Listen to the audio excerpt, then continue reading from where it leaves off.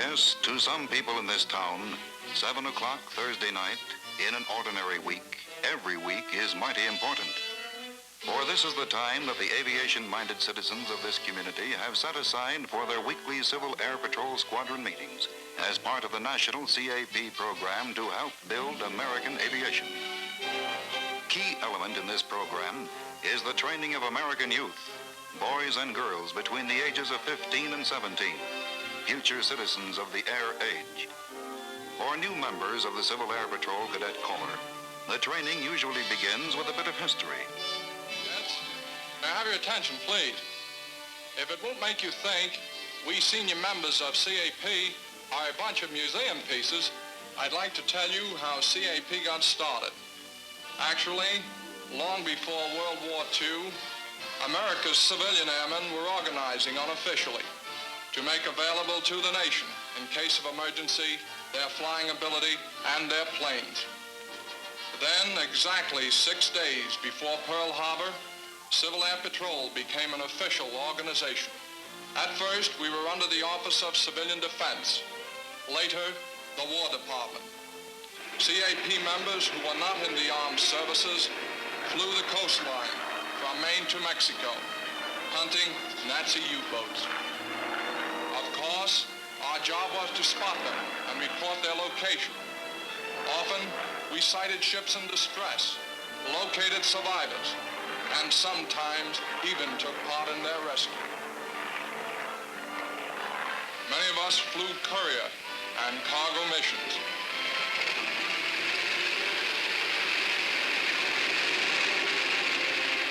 All in all, the CAP turned in a pretty impressive war record.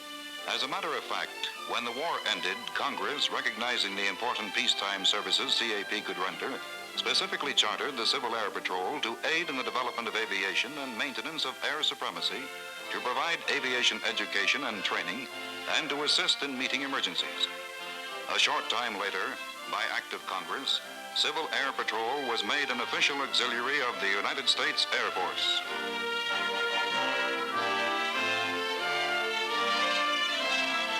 To assist in every way possible in the organization and administration of Civil Air Patrol, Air Force officers are specifically assigned to each of the 52 CAP wings. The United States Air Force provides some equipment, aircraft, oil, and gasoline for carrying out specific missions. It also provides the training aids for the CAP education program. Actual instruction is carried out by senior members of Civil Air Patrol, busy civilians of varied occupations and professions, air-minded citizens filled with enough aeronautical know-how to class them as experts in many phases of aviation. These senior CAP members gladly and voluntarily contribute their time, their energy, and their knowledge, so that youthful CAP cadet students will learn all about aviation and enjoy every minute of it.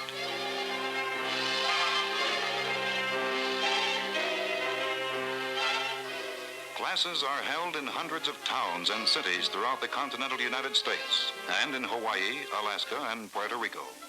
They meet in schools, armories, airport hangars, whatever place is available and convenient. Many schools, in adding aviation instruction to their curricula, have incorporated the CAP cadet training course into their regular schedules as a credit subject. They use the same basic CAP study manual as do the extracurricular volunteer classes. To capture youthful interest in the importance of aviation to 20th century society, cadets are shown how the airplane serves the community, the nation, and the world.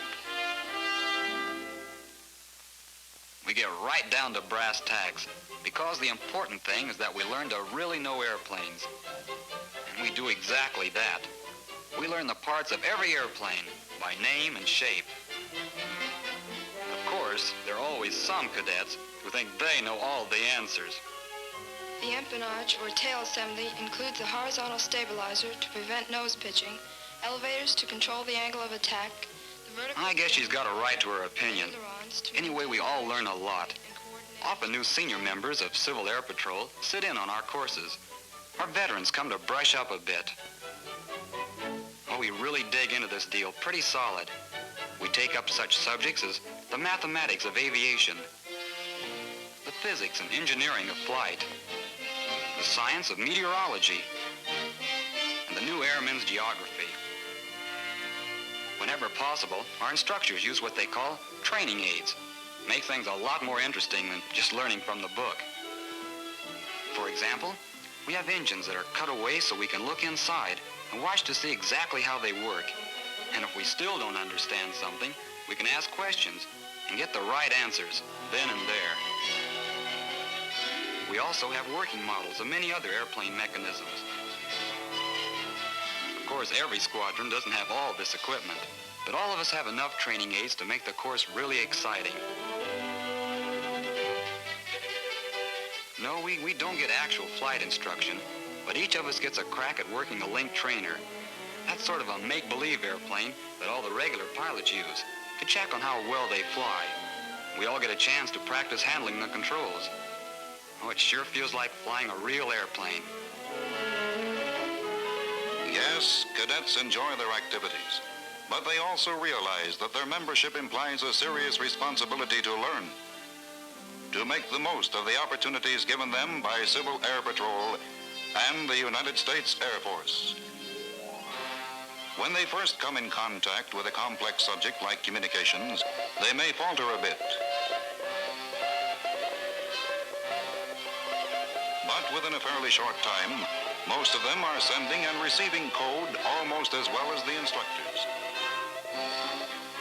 To keep radio messages from being garbled on the airwaves, cadets learn a new set of ABCs, the phonetic alphabet. A for Abel, B for Baker, C for Charlie, D for dog, E for easy. The CAP cadet course also covers a different kind of ABCs, the basic and most valuable aspects of military life, military bearing and courtesy, and how to function effectively as a disciplined part of a tight-knit cooperative organization.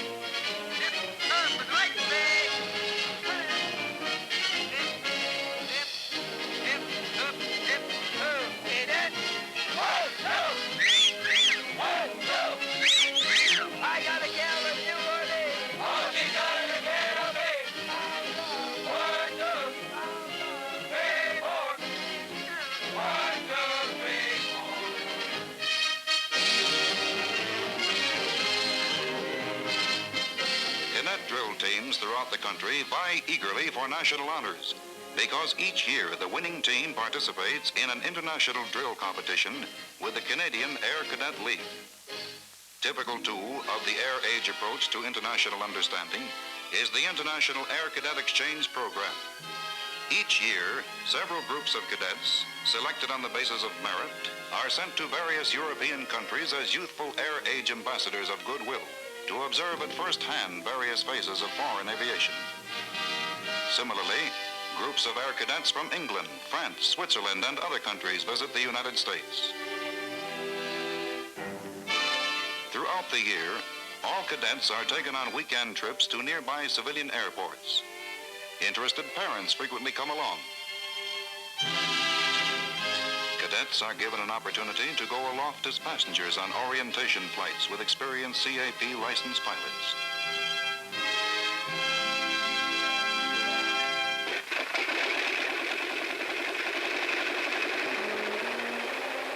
Most planes used are privately owned by CAP members.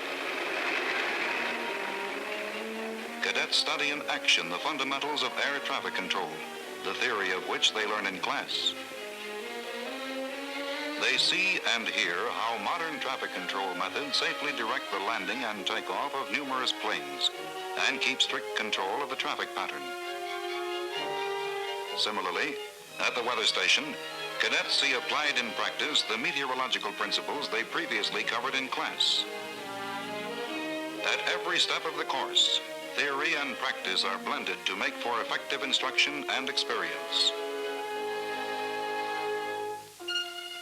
Every summer brings another annual highlight of the cadet program, a 2-week summer encampment at various Air Force bases throughout the country.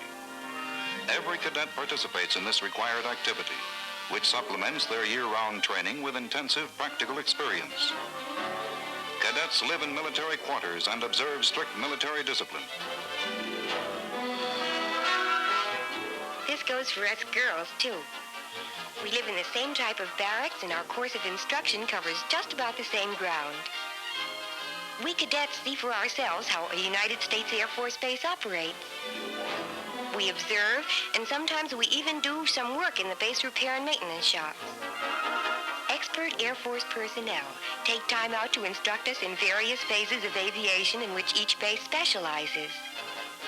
You can be sure we don't miss a trick, because we want to learn everything we can. And everything is just what we get, even learning how the Air Force would handle a serious crash.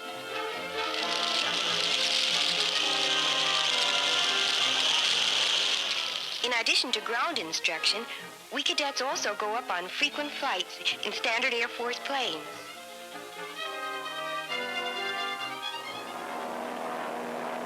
Up in the air, some of the cadets take turns sitting in the co-pilot's seat.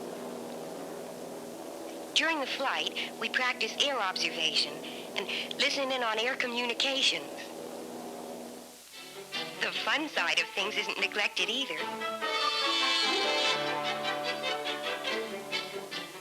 There's time off for athletics and a pleasant round of supervised social activities. Some of us sightseers are given the opportunity to take trips to nearby points of interest. I know one thing. By the time we cadets return home, we've had one of the fullest 2 weeks in our lives. It's pretty exciting for our parents, too, seeing us come and go by Air Force planes. To many parents, bidding welcome home to their cadet sons and daughters is not a new experience. For every cadet must participate in 2 summer encampments to qualify for the Civil Air Patrol Cadet Certificate. The certificate which says, in effect, this cadet is now a real citizen of the air age, well equipped to meet the challenging future open to ambitious young men and women, better prepared to make the most of the many fruitful careers available in our air-minded civilization, and fully trained to join the Senior Civil Air Patrol in carrying out the other important phases of its missions. In many areas, CAP is cooperating with forestry officials by flying special patrols over valuable timber tracts. From the air, an untended fire can be quickly spotted and reported to the nearest Forest Service headquarters. And when disaster strikes, when fires, blizzards, or floods threaten whole areas, Civil Air Patrol is ready to go into action at a moment's notice.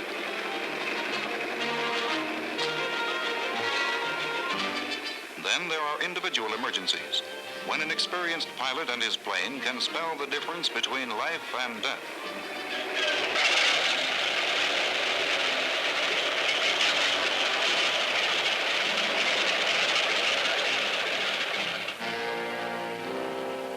Of particular importance in such emergencies is the CAP National Radio Network, linking over 6,000 stations operating on 17 wavelengths in continental United States, Alaska, Hawaii, and Puerto Rico.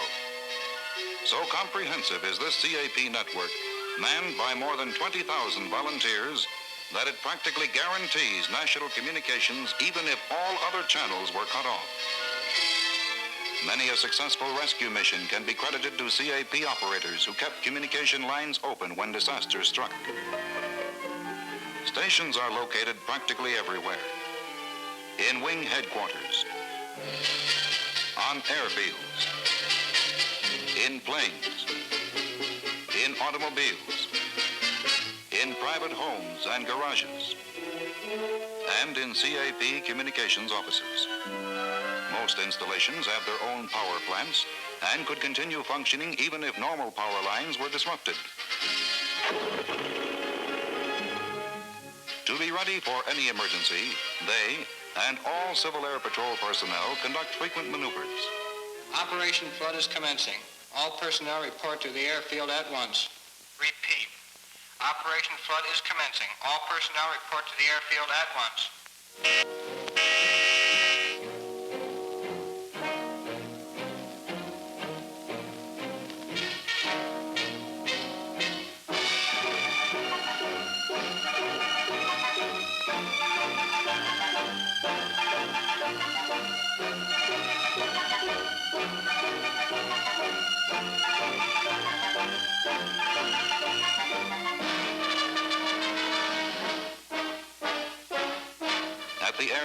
plans are in the making.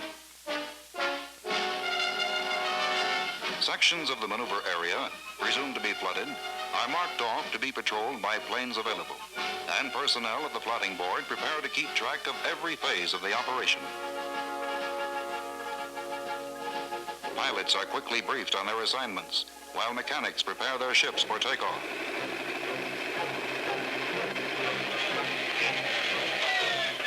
Some planes carry food or medicine to be dropped to areas presumed to be inaccessible except by plane.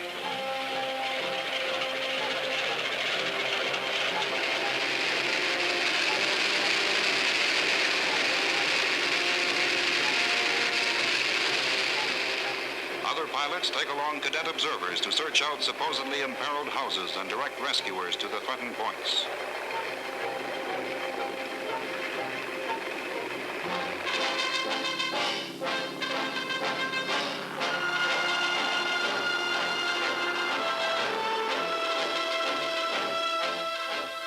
Cadets and seniors are assigned to ground patrol on bridges and high points.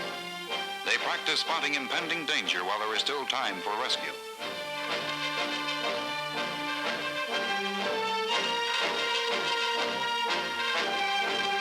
Water's rising rapidly west of Hawthorne Road near James Crossing. Immediate motorboat evacuation imperative, over. Such messages are quickly relayed to other organizations who would normally cooperate in rescue work. And CAP personnel coordinate all the complex, interrelated aspects of the maneuver. Today, it's a maneuver. Tomorrow, lives may be at stake. And today's cadets will be the senior men and women of tomorrow's Civil Air Patrol, teaching new cadets the aviation techniques that will enable them to join in rendering service whenever and wherever their community and country require it.